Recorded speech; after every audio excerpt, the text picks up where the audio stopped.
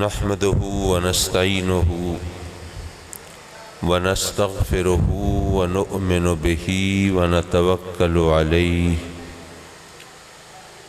ونعوذ بالله من شرور أنفسنا ومن سيئات أعمالنا من يهده الله فلا مضل له ومن يضلله فلا هادي له ونشهد أن لا إله إلا الله وحده لا شريك له ونشهد أن سيدنا وسندنا ونبينا وحبيبنا وكريمنا ورؤوفنا ورحيمنا ومولانا وملجانا وماوانا محمدا عبده ورسوله أما بعد فأعوذ بالله من الشيطان الرجيم بسم الله الرحمن الرحيم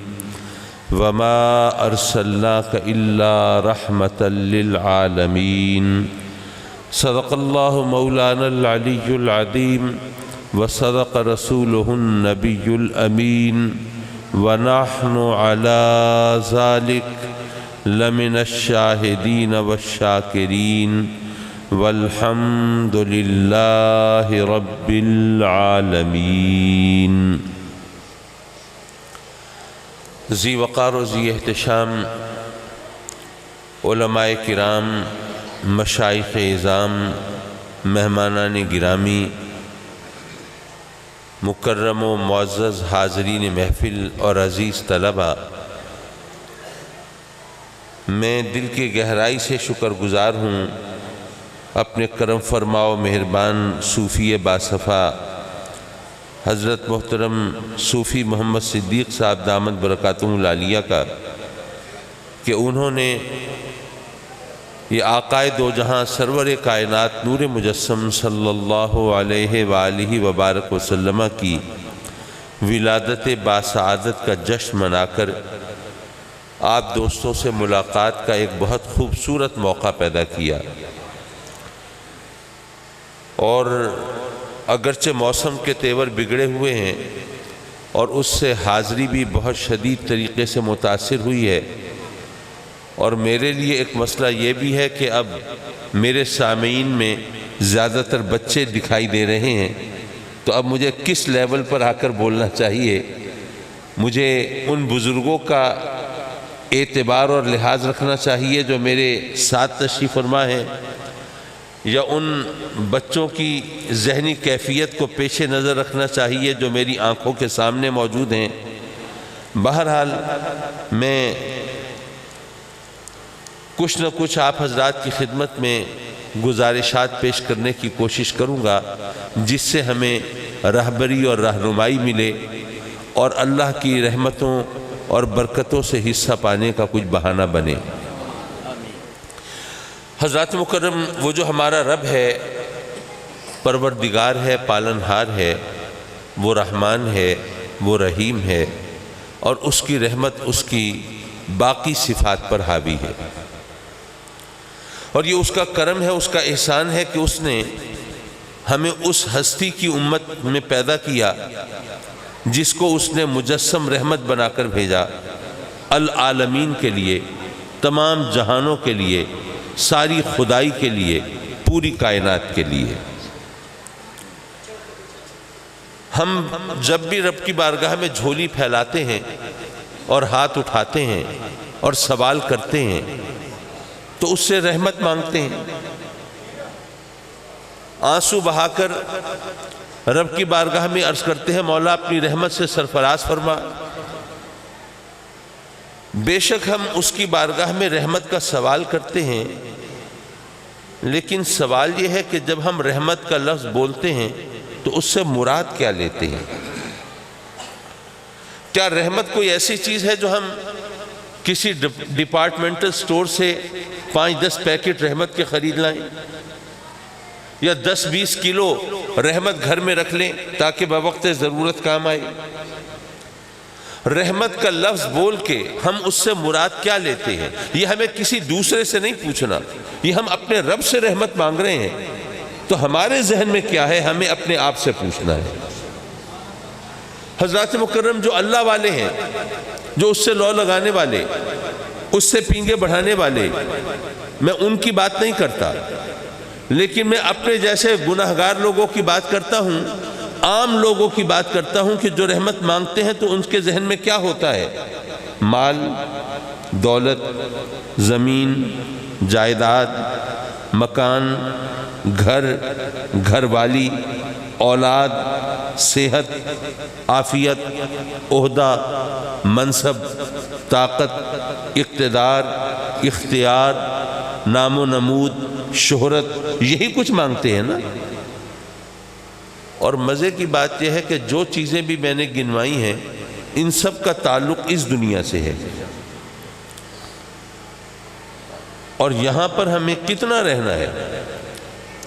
اگر طویل ترین عمر کا حساب کر لیا جائے آج کے دور میں تو کہتے ہیں کہ جو سب سے زیادہ عمر پانے والے لوگ ہیں وہ زیادہ 100 سال کے ہوتے ہیں۔ تو اگر ہم اس عمر کا لحاظ کریں تو زیادہ سے زیادہ 100 سال میکسیمم ہمیں یہاں رہنا ہے۔ اس کے لیے تو ہم ساری زندگی اپنے رب کی بارگاہ میں جھولی پھیلاتے ہیں، سوال کرتے ہیں، دعائیں مانگتے ہیں، اور جہاں پر ہمیں ہمیشہ رہنا ہے وہاں کے لیے کچھ بھی نہیں مانگا۔ اور ہمیشگی کا اگر تصور ہو ذہن میں تو پھر پتہ چلے کہ وہاں پر 1,00,000 2,00,000 سال کی بات کریں تو کوئی اس کی حیثیت ہی نہیں ہے۔ ہمیشہ کے مقابلے میں تو 1,00,00,000 2 کروڑ سال کی بھی کیا اوقات ہے۔ لیکن جہاں ہمیشہ رہنا ہے وہاں کے لیے کچھ بھی نہیں مانگا، اور جہاں چند برس رہنے ہیں یہاں کے لیے ساری زندگی کولو کا بیل بنے ہوئے۔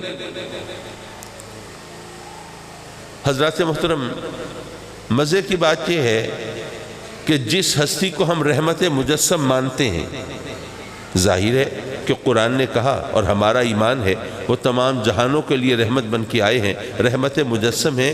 تو جس ہستی کو ہم رحمت مجسم مانتے ہیں ذرا ان کی حیات طیبہ کو دیکھیے، ان کے اسوہ حسنہ کو دیکھیے، ان کی سیرت مبارکہ کو دیکھیے، ان کے شب و روز کی کیفیات کو دیکھیے۔ ہم نے جو کچھ مانگا اگر یہی رحمت ہے تو پھر معاذ اللہ معاذ اللہ معاذ اللہ مجسم رحمت کا دامن تو رحمت سے خالی دکھائی دیتا ہے۔ آپ کے شب و روز کی کیفیت دیکھ لیجئے، کھجور کی چٹائی پر استراحت فرما رہے ہیں، پیوند لگے کپڑے زیب تن فرما رہے ہیں، اپنی نالین پاک کو خود مرمت فرما رہے ہیں، جو کی روکھی سوکھی پہ گزارا فرما رہے ہیں، بلکہ شکم مبارک پہ پتھر تک باندھ رہے ہیں۔ اب یہ انداز ہے ان کی حیات طیبہ کا، اور ہمارا عالم یہ ہے کہ اگر ہمیں کوئی ذرا تنگی ہوئی، ترشی ہوئی، ذرا غربت ہوئی تو رب کی بارگاہ میں شکووں کے دفتر کھول کے بیٹھ گئے۔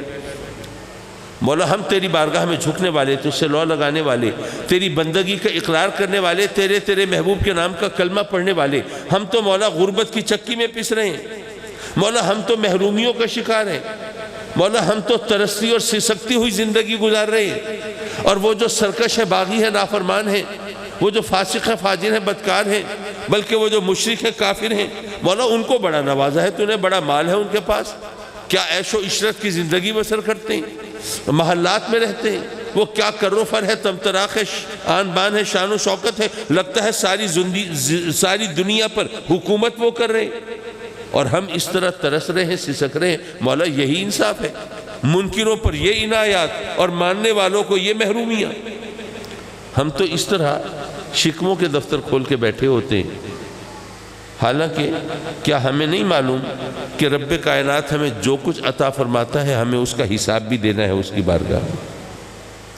اگر مال و دولت دی ہے تو اس کا حساب دینا ہے، زمین جائیداد دی ہے تو اس کا حساب دینا ہے، اگر اس نے ہمیں کوئی عہدہ یا منصب دیا ہے اس کا حساب بھی دینا ہے کہ اپنے عہدے کو، منصب کو، طاقت کو، اقتدار کو اور اختیار کو ہم نے کس طرح استعمال کیا۔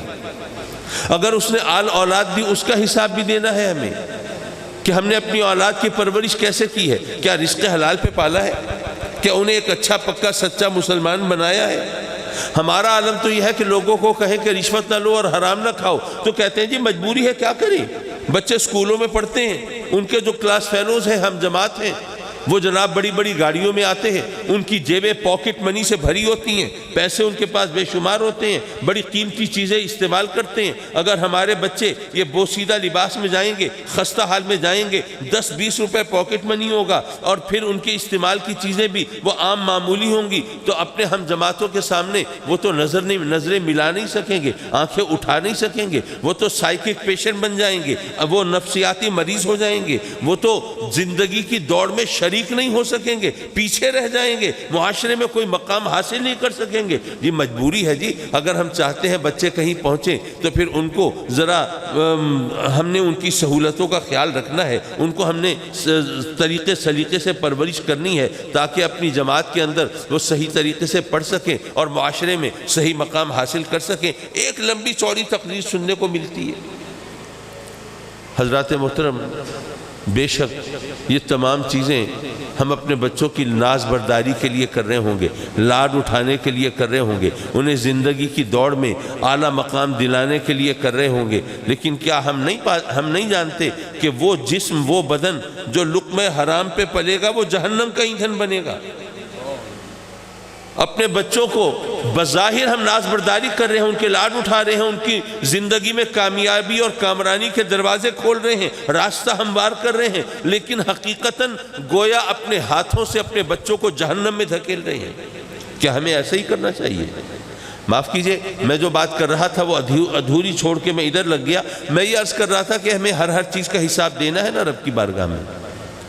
اب فرض کیجئے میں آپ میں سے 2 افراد کو زحمت دوں، ایک کو 100 روپے دوں، دوسرے کو 10 لاکھ روپے دوں، اور 2-4 ہفتے کے بعد پھر بلاؤں، ہاں بھائی تمہیں 100 روپے دیے تھے، تم بتاؤ کہاں خرچ کیے، تمہیں 10 لاکھ دیے تھے، تم بتاؤ تم نے کہاں لگائے۔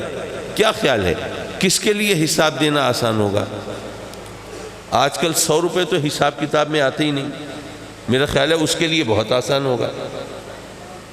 حضرات مکرم، کیا پتہ اس محفل میں کچھ لوگ ایسے ہوں جو غریب ہوں، ذرا تنگ بھی ہوں، پریشان بھی ہوں، لیکن رب کائنات گویا یہ فرماتا ہو کہ یہ میرے بندے اگر تھوڑا وقت تنگی ترشی میں گزار لیں، پریشانی میں گزار لیں تو یہ بہتر ہے ان کے لیے، ورنہ میں جانتا ہوں کہ میں نے اگر ان کو مال زیادہ دے دیا ان کی عاقبت بگڑ جائے گی، ان کے لیے حساب دینا مشکل ہو جائے گا۔ یارو یہ وہ جانتا ہے کہ شاید اس محفل میں کچھ لوگ ایسے ہوں جن کی غربت بھی در حقیقت ان کے لیے اللہ کی رحمت ہو، یہ وہ بہتر جانتا ہے۔ اچھا میں ایک واقعہ عرض کروں، اس کی روشنی میں ذرا بات آگے بڑھانا ذرا آسان رہے گا۔ اموی حکمرانوں کے جو اولین لوگ تھے ان میں ایک شخص تھا عبد الملک بن مروان۔ عبد الملک بن مروان وہ طواف کعبہ کر رہا ہے، اس وقت وہ حکمران ہے مسلمانوں کا۔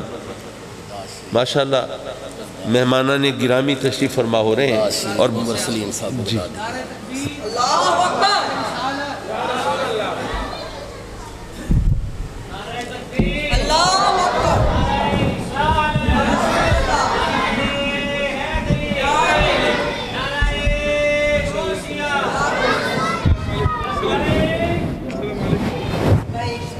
آپ نے تو بڑی رونق لگائی ہوئی ہے ماشاءاللہ۔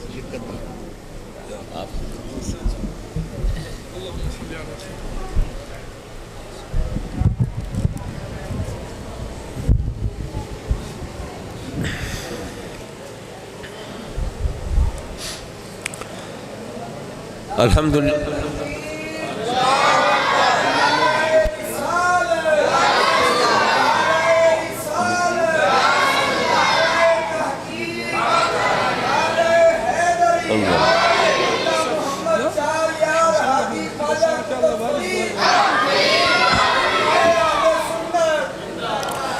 حضرات مکرم، آپ ملاحظہ فرما رہے ہیں اللہ کے فضل و کرم سے اس محفل کی رونق میں دم بدم اضافہ ہو رہا ہے، اور یہ روشن چہرے اور یہ مقدس شخصیات تشریف لا رہی ہیں، اور گویا اس محفل میں ہماری حاضری کی مقبولیت کی سند ہے۔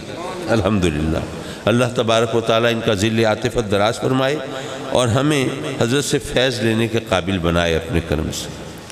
حضرات مکرم، میں یہ عرض کر رہا تھا کہ اموی حکمرانوں کے اولین جو حکمران گزرے ہیں ان میں ایک شخص تھا عبد الملک بن مروان، طواف کعبہ کر رہا ہے۔ نظر پڑتی ہے ایک نوجوان پر جس کے اوپر غربت کے آثار ظاہر ہیں، لباس بھی بوسیدہ ہے اور حالت بھی خستہ ہے، لیکن پیشانی روشن ہے، چہرے پر روب ہے، وقار ہے، چال ڈھال سے پتہ چلتا ہے کہ کسی اعلیٰ خاندان کا شخص فرد ہے۔ اپنے خدام سے عبد الملک کہتا ہے کہ جاؤ ذرا پتہ کرو یہ نوجوان ہے کون۔ وہ پتہ کر کے آتے ہیں اور بتاتے ہیں کہ یہ جو نوجوان ہے یہ حضرت عبداللہ بن عمر کا بیٹا ہے، یعنی سیدنا عمر فاروق رضی اللہ تعالیٰ عنہ کا پوتا ہے۔ جب عبد الملک بن مروان کو یہ پتہ چلتا ہے تو وہ ذرا اور فیسینیٹ ہوتا ہے، وہ ذرا اور قریب ہوتا ہے، طواف کرتے ہوئے اس کے قریب ہو کے اپنا تعارف کراتا ہے کہ میں عبد الملک بن مروان ہوں، اس وقت مسلمانوں کا حکمران۔ اور یہ ذہن میں رکھیے کہ یہ وقت وہ ہے کہ جب دنیا کے اندر واحد سپر پاور مسلمان ہیں۔ قیصر و کسریٰ تو قصہ پانی نہ ہوئے، گزر چکے۔ روم اور ایران کی حکومتیں مسلمان فتح کر چکے ہیں۔ دنیا نے مسلمانوں کی تلوار کا لوہا مان لیا ہے اور ان کی ہیبت کے سامنے گھٹنے ٹیک دیے ہیں۔ اب ایسے میں دنیا کی واحد سپر پاور مسلمان ہے اور اس سپر پاور کا حکمران اپنا تعارف کرا رہا ہے، کوئی معمولی بات تو نہیں ہے۔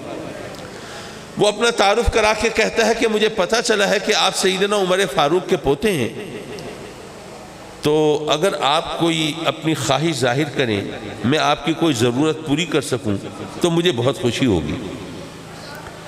وہ نوجوان کہتا ہے کہ دیکھیے اس وقت ہم یہاں خانہ کعبہ میں کھڑے ہیں اور اللہ کے گھر میں کھڑے ہو کر کسی اور سے مانگنا مجھے اچھا نہیں لگتا۔ اب ظاہر ہے کہ اس بات کا کوئی اور جواب ہی نہیں ہو سکتا۔ وہ جناب عبد الملک بن مروان جلدی جلدی طواف مکمل کرتا ہے، باہر جلدی سے نکلتا ہے، اپنے خدام کو کہتا ہے کہ دیکھو یہ نوجوان جب خانہ کعبہ سے باہر آئے تو اس وقت اس کو میرے پاس لے آنا۔ وہ ایسے ہی کرتے ہیں۔ اب جب اس کے پاس لے کے آتے ہیں تو عبد الملک بن مروان دوبارہ اپنی وہ پیشکش ریپیٹ کرتا ہے، کہتا ہے کہ دیکھیے اگر آپ کی کوئی طلب ہو، کوئی خواہش ہو، کوئی ضرورت ہو اور وہ آپ ظاہر کریں اور میں پورا کر سکوں، میرے لیے اعزاز ہوگا، بڑی خوشی ہوگی، میرے لیے تسکین کی بات ہوگی۔ تو اس نوجوان نے پوچھا کہ جناب یہ بتائیے کہ آپ میری دنیا کی ضرورتیں پوری کر سکتے ہیں یا آخرت میں بھی کچھ حصہ ڈال سکتے ہیں؟ اس نے کہا کہ جی ظاہر ہے کہ مجھے بادشاہت دنیا کی ملی ہے نا، آپ کو کوئی مال منال چاہیے، کوئی درہم و دینار چاہیے، کوئی زمین جائیداد چاہیے، کوئی جاگیر چاہیے یا کوئی عہدہ منصب چاہیے، کسی صوبے کا گورنر لگنا ہو، کسی شہر میں کوتوال یا قاضی کا عہدہ سنبھالنا ہو، میں یہ خدمت انجام دے سکتا ہوں، آخرت میں تو میں کچھ نہیں کر سکتا۔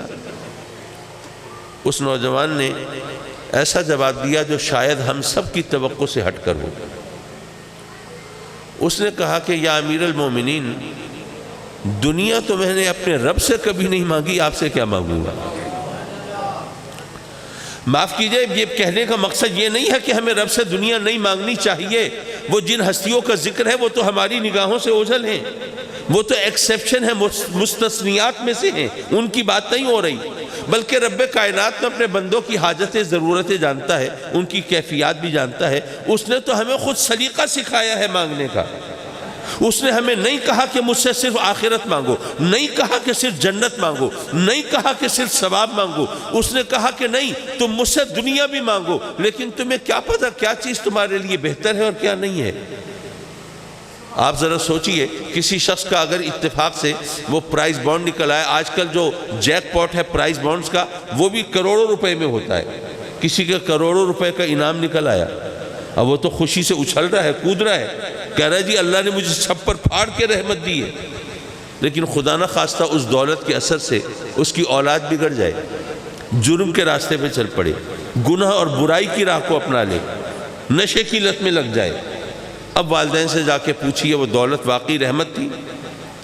اسی پیسے سے کوئی بڑی اچھی قیمتی سوفسٹیکیٹڈ کار خریدی، لیکن وہ کار خدا نہ خواستہ حادثے کا شکار ہوئی اور کوئی بہت پیاری ہستی دنیا سے رخصت ہوئی یا زندگی بھر کے لیے معذور ہوئی، اب جا کے پوچھئے وہ دولت رحمت ہے یا کچھ اور ہے؟ تو رب کائنات نے گویا ہی فرمایا کہ اے میرے بندو تم تو نہیں جانتے کہ تمہارے لیے کیا چیز بہتر ہے کیا نہیں ہے، لیکن میں تو جانتا ہوں نا۔ اور زبان سے تو تم بہت کہتے ہو جی ہمارا رب وہ ہے جو ماں سے 70 گنا زیادہ محبت کرتا ہے، تو کیا تمہیں اپنی ماں پر بھروسہ نہیں، وہ تمہارے لیے بھلا چاہے گی کہ نہیں؟ تو جو ماں سے 70 گنا زیادہ محبت کرتا ہو اور ہو بھی علام الغیوب، اس سے کچھ چھپا ہوا نہ ہو، اور ہو بھی قادر مطلق، اس کی قدرت سے کوئی چیز باہر نہ ہو، تو تم اس پر کیوں نہیں چھوڑتے؟ اپنی منمانی کیوں کرتے ہو؟ یہ پک اینڈ چوز سے کام کیوں لیتے ہو؟ مولا یہ دے وہ دے، نہیں، تمہیں کس طرح مانگنا چاہیے؟ ربنا آتنا فی الدنیا حسنہ وفی الآخرۃ حسنہ وقنا عذاب النار۔ اس نے مانگنے کا سلیقہ سکھایا ہے، لیکن نہیں، ہم تو اپنی ضرورتوں کے گھیرے میں رہتے ہیں۔ جیسے میں نے پہلے عرض کیا کہ یہ وہ جانتا ہے کہ کس کی غربت بھی در حقیقت اس کے لیے رحمت ہو، لیکن جس ہستی کو ہم مجسم رحمت مانتے ہیں کم از کم ان کا لحاظ تو کیا ہوتا۔ کیا ہمیں خیال نہیں آتا کہ وہ ہستی جو اشارہ کر کے چاند کے 2 ٹکڑے کر دے، وہ محض اشارہ کر کے نالین پاک کو جوڑ نہیں سکتے تھے؟ لیکن نہیں، خود بیٹھے ہوئے نالین پاک کو مرمت فرما رہے ہیں۔ کوئی سبب تو ہوگا نا یارو، کبھی نہیں سوچا ان تمام باتوں کے بارے میں؟ اور آقا کریم نے ایسا کیوں کیا؟ کوئی وجہ ہوگی نا۔ کیا وجہ ہے؟ میرے آقا دراصل ہماری تربیت فرما رہے ہیں، ہمیں بتا رہے ہیں کہ اے میرے غلاموں، اگر میں چاہوں تو میرے دشمنوں کو پہاڑوں میں پیس کر ہلاک کر دیا جائے، لیکن تمہیں تو دشمنوں سے پالا بھی پڑے گا نا، زخم بھی لگیں گے، خون بھی بہے گا، تکلیف بھی پہنچے گی۔ تو کبھی ایسا ہو تو تم اس تکلیف کے زیر اثر، ایسا نہ ہو تمہارے پاؤں لڑکھڑا جائیں، ایمان ڈاما ڈول ہو جائے۔ نہیں، میں بھی لہو لہان ہو کے دکھا دیتا ہوں تاکہ کوئی ایسا وقت ہو تو تمہارے سامنے میری مثال موجود ہو۔ اے میرے غلاموں، اگر میں چاہوں تو جنت کی نعمتیں میرے دسترخوان پہ رہیں، لیکن تمہیں تو فاقہ بھی کرنا پڑے گا، روکھی سوکھی بھی کھانی پڑے گی۔ تو چلو میں بھی جو کی روکھی سوکھی پر گزارا کر کے دکھا دیتا ہوں، بلکہ شکم مبارک پہ پتھر باندھ کے دکھا دیتا ہوں کہ کبھی کوئی ایسا سخت وقت تمہارے اوپر آئے تو تمہارے سامنے میرا چہرہ ہو، ہونٹوں پہ شکایت نہ ہو۔ اے میرے غلاموں، اگر میں چاہوں تو احد کا پہاڑ سونے کا بن کے میرے ساتھ ساتھ چلے اور دنیا جہان کے خزانے میری ٹھوکروں میں رہیں، لیکن تمہیں تو غربت سے بھی پالا پڑے گا نا، تنگی ترشی سے بھی واسطہ پڑے گا۔ ممکن ہے کبھی ضرورتوں کے ہاتھوں تنگ بھی ہونے لگو، کبھی بچوں کی بھوک سے بلکتے دیکھ کر تمہارا یہ عقیدہ گڑبڑ نہ کرنے لگے، تو میں بھی جو کی روٹی پہ گزارا کر کے بلکہ شکم مبارک پہ پتھر باندھ کے دکھا دیتا ہوں کہ کوئی ایسا وقت آئے تو تمہارے سامنے میرا چہرہ ہو اور میں اپنی لاڈلی شہزادی کو پیوند لگی چادر میں گھر سے رخصت کر کے دکھا دیتا ہوں تاکہ تمہارے سامنے یہ مثال موجود ہونا۔ حضرات مکرم، میرے آقا کریم نے یہ انداز حیات اپنایا ہماری تربیت کے لیے۔ کیا ہم نے اس کو سمجھا ہے اور اس سے فائدہ اٹھایا ہے؟ یہاں پر آپ کے علاقے میں فرض کیجئے وزیر اعظم یا وزیر اعلیٰ آئے اور آپ کے مسائل حل کرنے کے لیے، آپ کی مشکلات آسان کرنے کے لیے، آپ کے زخموں پہ مرہم رکھنے کے لیے اگر وہ 10 15 20 منٹ آدھا گھنٹہ ذرا موسم کی سختی برداشت کر لے، مثلا گرمی کا موسم ہو، دوپہر کا وقت ہو، آسمان سے سورج آگ برساتا ہو، زمین تپتی اور جھلستی ہو، اور وزیر اعظم آئے اور آپ کی خاطر وہ دھوپ میں کھڑا رہے آدھا گھنٹہ اور پسینے میں نہا جائے، آپ تو ساری زندگی اس کی تعریف کرتے نہیں تھکیں گے۔ کیا عوام دوست شخص ہے، کتنا غریبوں کا ہمدرد ہے، کتنی اس کو فکر ہے ہماری۔ دیکھو وہ جوان آدھا گھنٹہ دھوپ میں کھڑا رہا، پسینے میں نہا گیا، لیکن کبھی نہیں سوچا کہ یہ وزیر اعظم وزیر اعلیٰ کی کیا اوقات اور حیثیت ہے۔ وہ ہستی جس کی خاطر رب کائنات نے بساط ہستی بچھائی ہے اور نگار خانہ قدرت سجایا ہے، اور جس کی خاطر اس نے اپنی شان ربوبیت کو ظاہر فرمایا ہے۔ لولا کلمہ اظہرت الربوبیت، تو وہ ہستی اس نے آدھ پون گھنٹہ نہیں، ہفتے 2 ہفتے نہیں، ارے ساری زندگی کس طرح گزاری ہے۔ کیا ہم نے سبق سیکھا ہے اس سے؟ اور یہاں پر اگر ایک اور بات کہوں تو شاید بے محل نہ ہوگا، دیکھیے نماز تو اللہ کے فضل و کرم سے ہم سب پڑھتے ہیں، جو نہیں پڑھتے اللہ ان کو توفیق دے پڑھا کریں۔ تو اتحیات میں بیٹھتے ہیں درود ابراہیمی پڑھتے ہیں، اور درود ابراہیمی تو گویا الہامی درود ہے نا بھئی، وہ تو ہمیں تلقین کیا گیا ہے، ہمیں بتایا گیا ہے۔ اس میں ہم کیا پڑھتے ہیں؟ اللہم صلی علی محمد وعلی آل محمد کما صلیت علی ابراہیم وعلی آل ابراہیم انکا حمید مجید۔ سیدھا سادہ مطلب یہ ہے کہ مولا ہمارے نبی کریم صلی اللہ علیہ وسلم پر اور آپ کی آل پر رحمت بھیج، جس طرح تو نے حضرت ابراہیم اور ان کی آل پر رحمت بھیجی۔ سیدھا سادہ ترجمہ ہے۔ کبھی آپ نے نہیں سوچا کہ انبیاء کرام علیہ السلام میں وہ ہستیاں بھی ہیں جو نبی بھی ہیں اور بادشاہ بھی ہیں؟ حضرت داؤد علیہ السلام ہیں، نبی بھی ہیں بادشاہ بھی ہیں۔ حضرت یوسف علیہ السلام ہیں، مصر کا اقتدار بھی ان کے ہاتھ پہ اور نبوت بھی۔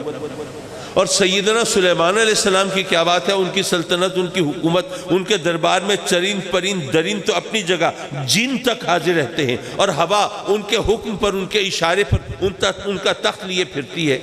جب ایسی ایسی ہستیاں موجود ہیں تو کیا یہ زیادہ بہتر نہ ہوتا کہ ہمیں کہا جاتا کہ ہم کہیں کما صلیت علی سلیمان، یا کما صلیت علی داؤد، یا کما صلیت علی یوسف؟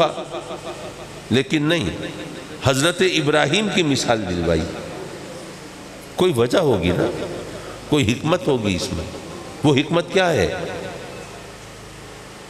حضرات محترم، بات یہ ہے کہ ویسے تو تمام انبیاء کرام علیہ السلام وہ آزمائشوں سے گزرتے ہیں، لیکن سیدنا ابراہیم علیہ السلام جس طرح پے در پے آزمائشوں سے گزرے اور پھر جس انداز سے اس میں ثابت قدم رہے، یہ ان کا امتیاز ہے، یہ ان کی خصوصیت ہے۔ نمرود نے آگ دہکائی ہے، الاؤ بھڑکایا ہے، اور وہ اس میں حضرت ابراہیم علیہ السلام کو ڈالنا چاہتا ہے۔ جبریل حاضر ہوتے ہیں، اے اللہ کے خلیل کوئی حکم فرمائیں، کوئی حاجت ہو بیان کریں، کیا آگ بجھائی جائے، کیا جان بچائی جائے؟ آپ بھی جانتے ہیں، میں بھی جانتا ہوں، اور ہم سب سے بڑھ کر یقیناً سیدنا ابراہیم علیہ السلام جانتے تھے کہ رب کائنات نے جب اپنے محبوبوں کی مدد کرنا ہوتی ہے تو کبھی جبریل کی ڈیوٹی بھی لگا دیتا ہے۔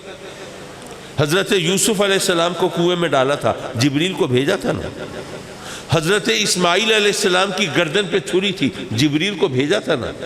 تو اب بھی تو وہ خیال فرما سکتے تھے کہ اللہ نے میری جان بچانے کے لیے، نمرود کی آگ سے محفوظ رکھنے کے لیے جبریل کو بھیجا ہوگا، لیکن نہیں۔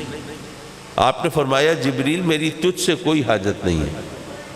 اگر غور فرمائیں تو انہوں نے جبریل کو ایک سبق دیا ہے کہ اے جبریل، اگر تیرا خیال یہ ہو کہ تو اللہ کی طرف سے وحی لاتا ہے، احکام لاتا ہے، پیغام لاتا ہے، نبی اور اللہ کے درمیان رابطے کی ڈیوٹی انجام دیتا ہے، اور اگر تو یہ وحی نہیں لائے گا، پیغام نہیں لائے گا، تو ہم نبی وہ کار نبوت انجام نہیں دے سکیں گے، نبوت کی گاڑی ٹھپ ہو کے رہ جائے گی، ہمیں اللہ کے احکام نہیں ملیں گے تو آگے پہنچائیں گے کیسے؟ اللہ کی مرضی کا پتہ ہوگا نہیں تو آگے لوگوں کو بتائیں گے کیسے؟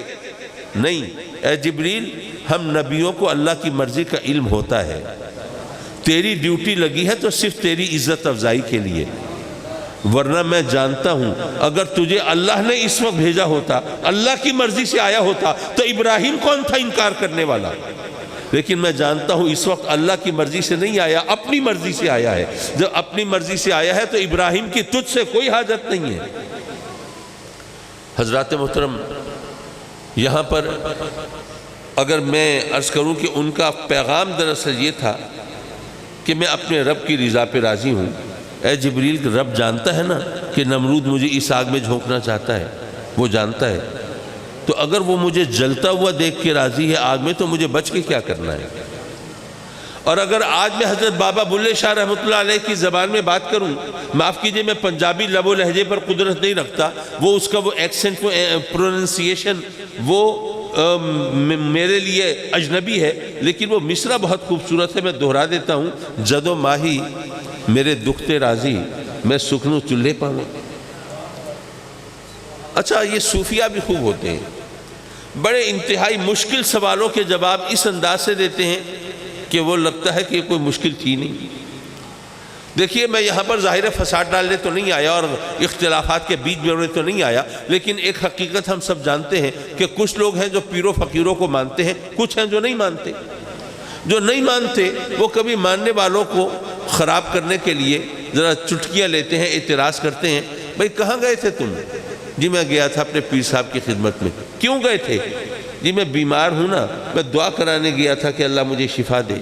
اچھا، تمہارے پیر صاحب کی دعا سے تمہیں شفا مل سکتی ہے، لیکن ہم نے سنا تھا وہ خود بیمار ہوئے تھے تو ہسپتال میں داخل ہوئے تھے۔ اگر ان کی دعا سے تمہیں شفا مل سکتی ہے تو انہوں نے خود اللہ سے اپنے لیے شفا کیوں نہیں لے لی؟ اسی طرح بعض اوقات کہتے ہیں کہ ہاں جی کہاں گئے تھے؟ جی میں پیر صاحب کے پاس گیا تھا، نیا کاروبار شروع کیا ہے تو دعا کرانے گیا تھا اللہ برکت دے، روزی میں وسعت دے۔ اچھا، ان کی دعا سے تمہیں روزی میں وسعت مل سکتی ہے تو سنا ہے ان کا تو اپنا گزارا مریدوں کے نذرانوں پہ ہوتا ہے، تو اگر ان کی دعا سے تمہیں سب کچھ مل سکتا ہے تو اپنے لیے کیوں نہیں لے لیتے اللہ سے یہ سب کچھ؟ اب یہاں پر دیکھا ہے کہ ہمارے اچھے بھلے سمجھدار سنی حضرات وہ بھی ذرا تھوڑے سے تذبذب کا شکار ہو جاتے ہیں، ذرا پریشانی سے دوچار ہو جاتے ہیں، لیکن کیا خوبصورت جواب عطا فرمایا ہے حضرت بابا بلے شاہ نے، جدو ماہی میرے دکھتے راضی میں سکھنوں چولہے پاما۔ جو اللہ سے محبت کرنے والے ہوتے ہیں، حقیقی اور سچی محبت کرنے والے، محبت کے نام پر دکانیں کھولنے والوں کی بات نہیں ہو رہی۔ جو حقیقتاً اللہ سے محبت کرنے والے ہوتے ہیں، ارے ان کو صحت اور بیماری سے غرض نہیں ہوتی، انہیں دولت اور غربت سے بھی غرض نہیں ہوتی۔ وہ کہتے ہیں کہ ہمارا رب جب ہمیں بیمار دیکھ کے راضی ہے، ہمیں صحت کا کیا کرنا ہے؟ وہ ہمیں غربت میں دیکھ کے راضی ہے، دولت کا کیا کرنا ہے؟ وہ ہمیں پھٹے پرانے چیتھروں میں دیکھ کے راضی ہے تو شاہی لباس کا کیا کرنا ہے؟ اگر ہمارا رب ہمیں جھوپڑے میں دیکھ کے راضی ہے تو شاہی محلات کا کیا کرنا ہے؟ اگر ہمارا رب ہمیں ننگے سر ننگے پاؤں دیکھ کے راضی ہے تو ہمیں تاج شاہی کا کیا کرنا ہے؟ جدو ماہی میرے دکھتے راضی میں سکھنوں چولہے پاواں۔ اور اس کی مجسم وہ تصویر حضرت ابراہیم علیہ السلام بن کے سامنے آتے ہیں کہ جب میرا رب مجھے آگ میں جلتا دیکھ کے راضی ہے، مجھے بچ کے کیا کرنا ہے؟ میں اس کی رضا پہ راضی ہوں۔ پھر بڑھاپا آ گیا ہے، اولاد نہیں ہے، اب رب کی بارگاہ میں کوئی شکوہ نہیں، مولا یہ جو بتوں کی پوجا کرتے ہیں، درختوں کے سامنے جھکتے ہیں، چاند سورج کی پرستش کرتے ہیں، مولا ان کو میں نے تیری بارگاہ میں جھکانا ہے، ان سے کہنا ہے کہ یہ جن کو تم خدا مانتے ہو یہ کچھ نہیں۔ اب وہ وحدہ لا شریک ہے، وہ اپنے خداؤں کو دیکھ کر ان کی پوجا کرتے تھے، دیکھ کر، تو میں نے ان کو بتانا ہے کہ جو دکھائی دیتے ہیں یہ کچھ نہیں، اور جو دکھائی نہیں دیتا وہی سب کچھ ہے۔ تو مولا اگر میری اولاد نہیں ہوگی تو یہ مجھے تانا دیں گے کہ جس کو تم کہتے ہو سب کچھ وہ دیتا ہے، اس نے آپ کو تو اولاد دی نہیں، ہمیں کیا دے گا؟ کوئی شکوہ نہیں، کوئی شکایت نہیں، کوئی اگر مگر نہیں، وہ اس کی رضا پہ راضی ہے۔ پھر جب وہ اپنی حکمت اور اپنی قدرت کے تحت وہ بڑھاپے میں اولاد دیتا ہے، اب بڑھاپے کی اولاد کتنی پیاری ہے، لیکن پھر حکم ہوتا ہے کہ اس بچے کو اور اس کی ماں کو اس ویرانے میں چھوڑاؤ، اس ریگزار میں چھوڑاؤ، اس وادی غیر ذی زرع میں چھوڑاؤ جہاں نہ کھانے کو دانا ہے نہ پینے کو قطرہ ہے، اور صرف دانے پانی کی بات نہیں ہے بلکہ وہاں سر چھپانے کو چھت بھی نہیں ہے۔ بھئی مکہ تو ابھی آباد ہوگا نا جب زمزم کا چشمہ جاری ہوگا، ابھی تو وہاں سایہ نہیں ہے، اور بغیر سائے کے صحرا میں ذرا دھوپ میں دوپہر گزار کے دکھائیے پتہ چلے کیا ہوتا ہے۔ لیکن رب کی بارگاہ میں کوئی گزارش نہیں کہ مولا یہ اس بچے کو، نو مولود بچہ ہے، اس کی ماں کو وہاں چھوڑ کے آ جاؤں، کیسے زندہ رہیں گے، کھائیں گے کیا، پئیں گے کیا؟ کوئی سوال نہیں، کوئی اگر مگر نہیں، وہ اس کی رضا پہ راضی ہے۔ اور پھر جب رب کائنات اپنی قدرت سے اس بچے کو بچاتا ہے اور وہ اس عمر کو پہنچتا ہے کہ باپ کا ہاتھ بٹا سکے، اس کے کام آ سکے، تو ظاہر ہے اس عمر پہ پہنچ کر تو بچے کے ساتھ محبت کے ساتھ ضرورت بھی متعلق ہو جاتی ہے۔ ایسے میں حکم آتا ہے کہ اب اس بچے کو میری راہ میں قربان کر دو۔ کوئی سوال جواب نہیں، کوئی اگر مگر نہیں، مولا یہی کچھ کرانا تھا، پھر نہ ہی دی ہوتی اولاد، نہیں کچھ نہیں، وہ اس کی رضا پہ راضی ہے۔ تو سیدنا ابراہیم علیہ السلام کی زندگی کا بہت واضح مقصد، ہمارا نصب العین اور پیغام اور سبق یہ دکھائی دیتا ہے کہ وہ اس کی رضا پہ راضی ہے۔ تو یہاں پر اگر آپ رحمت کا مفہوم متعین کریں تو یہ بنتا ہے کہ اگر تم رب کی رضا میں راضی رہنا سیکھ لو تو یہ ہے اس کی رحمت۔ اور معاف کیجئے میں جسارت کروں گا ایک، اگر کسی کو اختلاف ہو تو پھر میرا ایک سوال ہے۔ ہم کہتے ہیں نا مولا ہمارے نبی پر اور ان کی آل پر رحمت بھیج، جس طرح حضرت ابراہیم اور ان کی آل پر رحمت بھیجی۔ اب یہ بتائیے کہ حضرت ابراہیم علیہ السلام کی آل میں کتنے نبی آئے ہیں؟ حضرت اسماعیل اور حضرت اسحاق تو آپ کے فرزند ہیں، اور حضرت اسحاق کے بیٹے حضرت یعقوب ہیں جن کا لقب ہے اسرائیل، اور بنی اسرائیل سارے نبی حضرت یعقوب کی آل میں سے ہیں۔ اسی لیے حضرت ابراہیم علیہ السلام کو ابو الانبیاء کہا جاتا ہے کہ ان کی آل میں اتنے نبی آئے۔ حضرت ابراہیم کی آل میں اتنے بے شمار نبی آئے اور نبوت کے رحمت ہونے میں شبہ ہو نہیں سکتا، اور میرے آقا کریم کی آل میں تو ایک نبی بھی نہیں آ سکتا، آ ہی نہیں سکتا، یہ تو امر محال ہے نا۔ آقا کریم تو خاتم النبیین ہیں، آپ کے بعد تو کوئی نبی نہیں آئے گا۔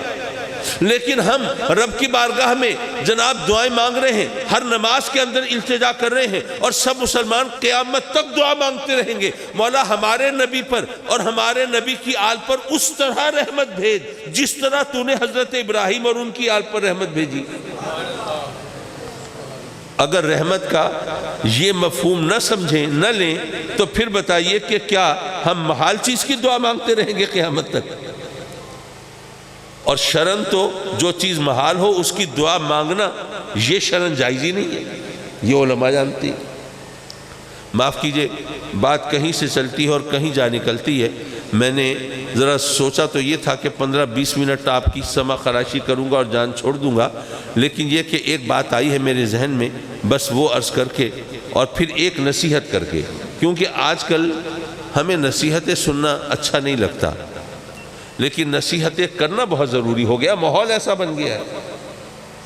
حضرات مکرم، آپ نے شاید علماء سے ایک جملہ سنا ہو کہ باقی انبیاء کرام علیہ السلام وہ اللہ کی صفات کے مظاہر ہیں، اور میرے آقا کریم کو اللہ نے مظہر ذات بنا کے بھیجا ہے۔ اب ایک عام آدمی کے پلے نہیں پڑا یہ مظاہر صفات کیا ہوتے ہیں اور مظہر ذات کیا بلا ہے۔ میں اس کو ایک انداز سے سمجھانے کی کوشش کرتا ہوں۔ دیکھیے فرض کیجئے رب کائنات نے آپ کو فرزند عطا فرمایا، بیٹا دیا۔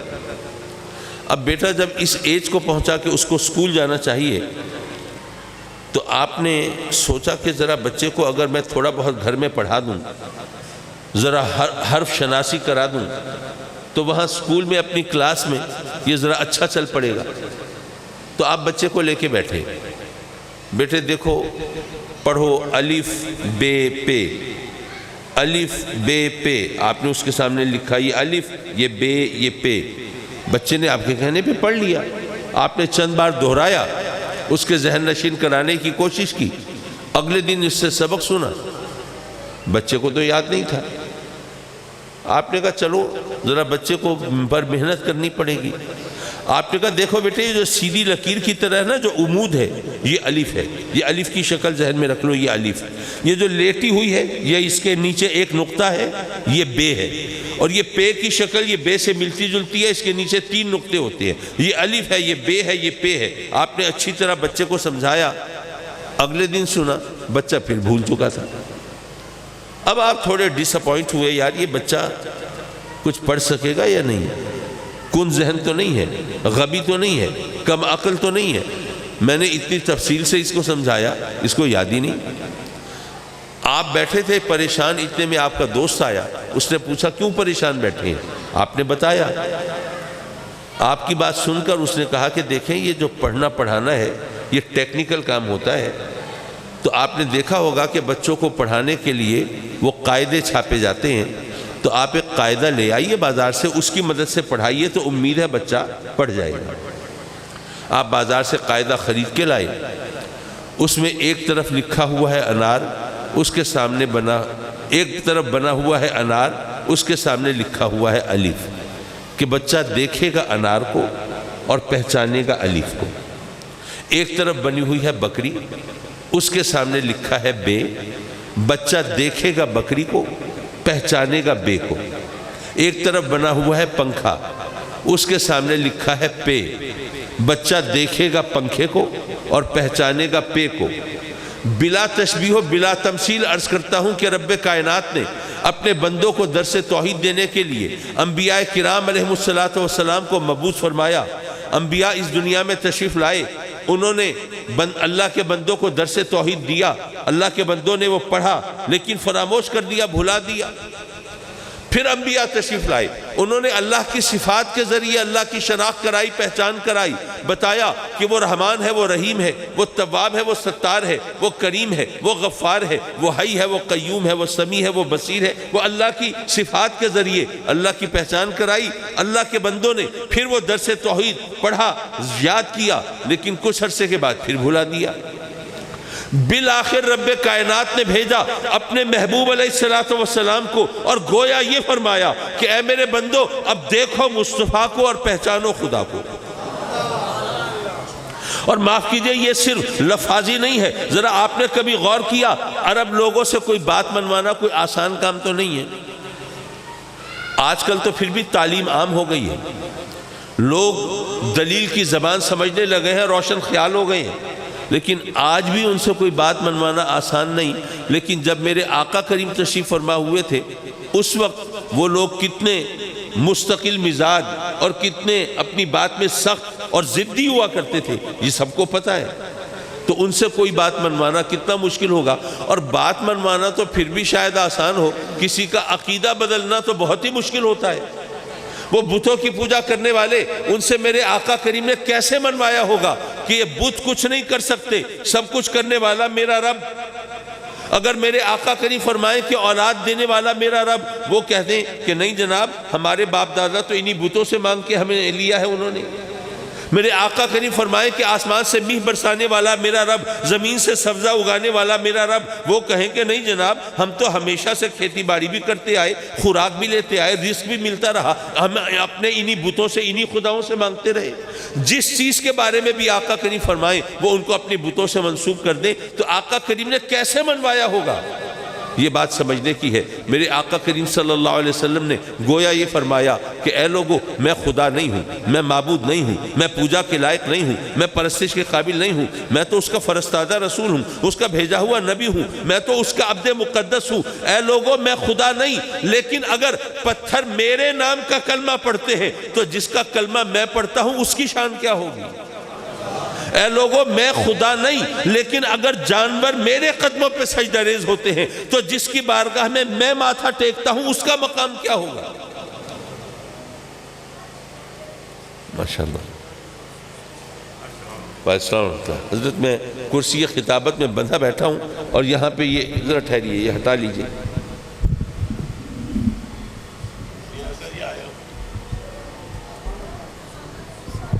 وعلیکم السلام۔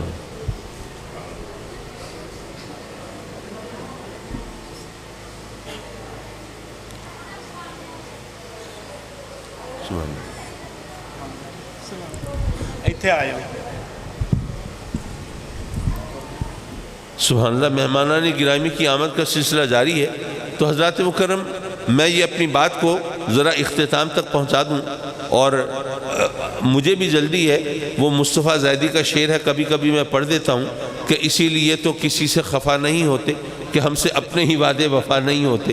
مجھے بھی ذرا جلدی ہے، اور آپ کہیں گے جی عجیب جلدی ہے، اتنی دیر سے تو آپ لگے ہوئے ہیں تقریر پہ۔ چلیے اب اپنی بات خط کے اختتام کی طرف جا رہا ہوں۔ میرے آقا کریم نے گویا یہ فرمایا کہ اے لوگوں میں خدا نہیں، میں پوجا کے قابل نہیں، لیکن اگر چاند میرے اشارے پہ دو ٹکڑے ہو جاتا ہے تو جس کے اشاروں پہ میں چلتا ہوں پھر اس کی طاقت کا عالم کیا ہوگا؟ یارو تاریخ شاہد ہے، ماننے والوں نے پہلے مصطفیٰ کو مانا ہے، بعد میں خدا کو مانا ہے۔ میرے آقا کریم کو دیکھ کر انہیں خدا کی الوہیت کا، خدا کی ربوبیت کا، خدا کی قدرت کا وہ ادراک ہوا، وہ عرفان ہوا۔ حضرات مکرم وہی میں عرض کر رہا تھا نا کہ اب دیکھو مصطفیٰ کو اور پہچانو خدا کو۔ آخر میں صرف ایک نصیحت، حضرات محترم کہتے ہیں کہ جب نمرود نے وہ الاؤ دہکایا جس کا بھی میں ذکر کر رہا تھا، تو وہ شعلوں کی بلندی کا عالم یہ تھا کہ اس کے اوپر سے پرندے پرواز نہیں کر سکتے تھے۔ تو ایک حکایت ہے کہ ایک بلبل چونچ میں پانی کے چند قطرے لے کے چل پڑی کہ میں وہ آگ بجھانے جا رہی ہوں۔ دنیا ہنسنے لگی، مذاق اڑانے لگی، بے وقوف، پاگل، عقل سے بالکل ہی پیدل۔ جہاں پہ کنویں الٹ دیے جائیں تو وہ آگ کا کچھ نہ بگڑے، یہ چونچ میں پانی لے کے جا رہی ہے آگ بجھانے، یہ دیکھو کیسی بے وقوف۔ اس بلبل نے جو جواب دیا وہ ہم سب کے لیے مشعل راہ ہے۔ اس نے کہا کہ میں پاگل اور بے وقوف نہیں ہوں، مجھے معلوم ہے کہ یہ چند قطرے اس آگ کا کچھ نہیں بگاڑ سکتے، یہ تو وہاں پہنچنے سے پہلے ہی بھاپ بن کے اڑ جائیں گے، یہ مجھے معلوم ہے۔ لیکن بات یہ ہے کہ پھر فہرست بنے گی نا، وہ کون تھے جو آگ لگانے والے تھے اور وہ کون تھے جو آگ بجھانے والے تھے؟ تو پھر میرا نام آگ لگانے والوں میں نہیں ہوگا، آگ بجھانے والوں میں ہوگا۔ حضرات مکرم، ہم جب کسی کو نصیحت کرتے ہیں بھائی نیکی کا راستہ اختیار کرو، برائی سے بچو، لوگ کہتے ہیں یار ہر طرف تو برائی ہے، میں نے اگر برائی کر لی تو کیا فرق پڑتا ہے، نہیں کروں گا تو کیا فرق پڑے گا، کیا ماحول بدل جائے گا؟ ویسے تو میں سمجھتا ہوں کہ چراغ سے چراغ جلتے ہیں، لیکن چلو مان لیا نہیں بدلے گا ماحول، لیکن فہرست تو بنے گی نا، وہ کون تھے جو برائی پھیلانے والے تھے اور وہ کون تھے جو اچھائی کے دیے جلانے والے تھے۔ ہم کیا چاہتے ہیں، ہمارا نام کون سی فہرست میں داخل ہو، ہمیں وہی کام کرنے ہیں۔ حضرت صوفی صدیق صاحب نے یہی کام کیا ہے نا۔ بارش ہو رہی ہے، لوگ نہیں آ سکیں گے، محفل نہیں سج سکے گی، مشکل ہوگی، فلاں ہوگا، لیکن انہوں نے تو اپنا نام درج کرا لیا ہے۔ آگے ہمارا کام ہے ہم اپنا نام کہاں درج کراتے ہیں۔ وآخر دعوانا ان الحمد للہ رب العالمین۔